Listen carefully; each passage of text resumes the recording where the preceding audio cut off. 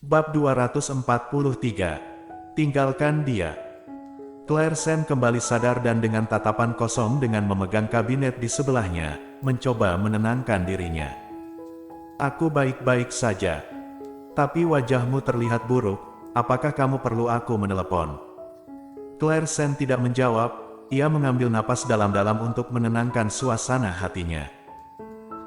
Setelah beberapa saat dia mengangkat kepalanya dan memberikan senyum yang dibuat-buat kepada pemandu belanja. Terima kasih atas perhatianmu, aku baik-baik saja, aku akan pergi sekarang. Setelah itu, Claire Sen meninggalkan toko perhiasan dengan tatapan khawatir dari pemandu belanja. Sepanjang jalan, Claire Sen berjalan maju tanpa tujuan, dia tidak tahu di mana dia berada. Sebelum datang ke toko perhiasan ini, dia telah mencoba menghibur dirinya sendiri dan meyakinkan dirinya sendiri bahwa sepasang anting-anting itu memiliki gaya yang sama. Jika tidak, anting-anting itu tidak akan menggantung di telinga Sally Han secara kebetulan. Dia bahkan tidak berani datang untuk memverifikasi, tetapi itu datang kemudian. Setelah mendapatkan hasilnya, dia menyadari bahwa hasilnya bukanlah sesuatu yang bisa dia tanggung. Karena pertemuan itu, Golden Ye, yang hanya bisa menghibur Arthur Xiao untuk mengirimnya kembali ke kediaman Ye, melemparkannya kembali ke pertemuan dan pergi keluar, kemudian tidak kembali dalam semalam. Hari ini Sally Han muncul di depannya mengenakan sepasang anting telinga. Apa yang ditunjukkan ini? Claire Sen berdiri diam. Jelaskan bahwa mereka berdua telah bersama kemarin, 1 hari dan 1 malam. Claire Sen, kamu telah menunggu seseorang suatu malam, apakah kamu bodoh? Dia khawatir tentang sesuatu yang salah dengan Golden Ye, jadi dia menelepon Arthur Xiao. Memikirkannya sekarang, ini seharusnya menjadi keinginan Arthur Xiao kemarin, kan? Tidak heran dia melihat dirinya sendiri dengan rasa kasihan di matanya. Ternyata, hanya dia yang disimpan dalam kegelapan. Pembohong. Claire Sen mengutuk, terhuyung ke depan. Prak. Tidak sengaja menabrak lengan seseorang. Kau tidak punya mata untuk berjalan. Percaya atau tidak aku membunuhmu. Pergilah. Seseorang memarahi dan berjalan menjauh darinya.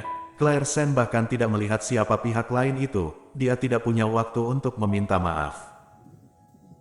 Dia terus tersandung ke depan. Setelah berjalan beberapa langkah, dia secara tidak sengaja menabrak 1 langkah, tetapi kali ini dia tidak cukup beruntung, dan dia menjatuhkan dirinya dan duduk di lantai keras yang dingin. Wow, ada apa denganmu? Kamu menabrak seseorang ketika kamu berjalan. Apa yang kamu ingin duduk di sana? Bukankah karena kamu ingin menghambur-hamburkan uangku? Orang itu mengatakan itu dan pergi dengan cepat, karena takut memerasnya. Dia duduk di lantai untuk waktu yang lama, mencoba untuk bangun, hanya untuk menemukan bahwa dia tidak memiliki kekuatan apapun.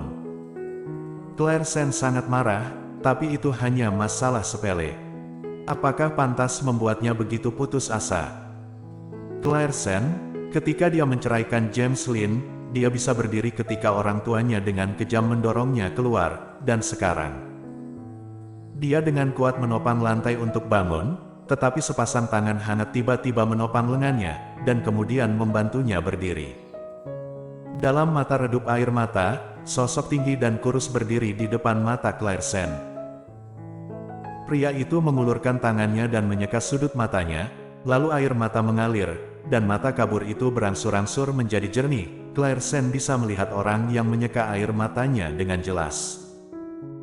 Davin Ye menatapnya dengan kasihan, menyeka air mata dari sudut matanya dengan sangat lembut, dan menghela nafas tanpa daya.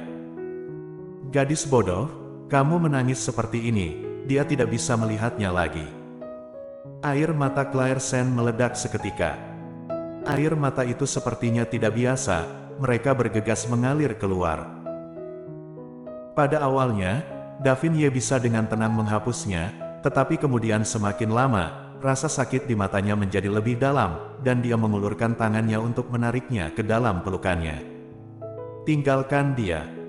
Dia diam-diam menekan bagian belakang kepalanya, menekan pipinya erat-erat di lengannya. Air mata yang membasahi tepian itu membasahi kemejanya, hangat dan basah. Jika itu aku pasti tidak akan membiarkanmu menangis begitu sedih sendirian. Claire, beri aku satu kesempatan, sekali saja. Claire Sen ditarik ke dalam pelukannya olehnya.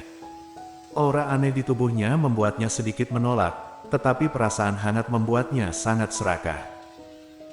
Dia merasa bahwa dia memang sedikit lelah, dia tidak memiliki kekuatan, dan tiba-tiba ada di sana.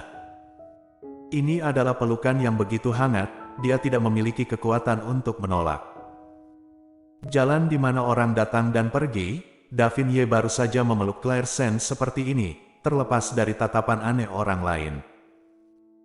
Setelah beberapa saat, orang di lengannya tiba-tiba berhenti merespons. Davin Ye mendorongnya menjauh, hanya untuk menemukan bahwa dia telah menutup matanya, seolah-olah dia pingsan.